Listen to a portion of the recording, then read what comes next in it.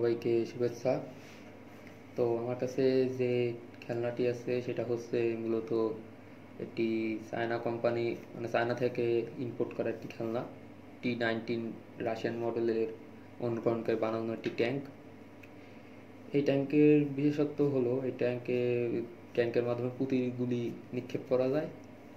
আর এর চেইন ট্র্যাকটা অন্যান্য খেলনা ট্যাঙ্কের থেকেও মোটামুটি আছে, মানে লো বাজেট হিসাবে। তো আমি যে চ্যালেঞ্জটা নিয়েছি সেটি হলো এই যে রিমোটটা আছে, অর্থাৎ 27 মেগাহার্টজ রিমোট বাদ দিয়ে আমি এটাকে ESP8266 সিস্টেমের মাধ্যমে কন্ট্রোল করব। তারপরে এর কোনো লাইটিং করা নাই, তাই আমি এখানে আবার লাইট অ্যাড করব। আর কোনো সাউন্ড সিস্টেমও নাই, আমি একটা স্পিকার দিয়ে এটি হর্নের মতো একটি সাউন্ড সিস্টেমও করব। তো এটা ছিল এর ইন্ট্রোডাকশন পার্ট।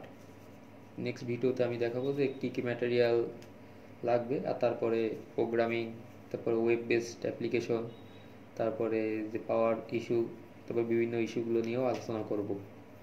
তো সবাইকে ধন্যবাদ আমার এই ইন্ট্রোডাকশন ভিডিওটি শেষ পর্যন্ত দেখার জন্য।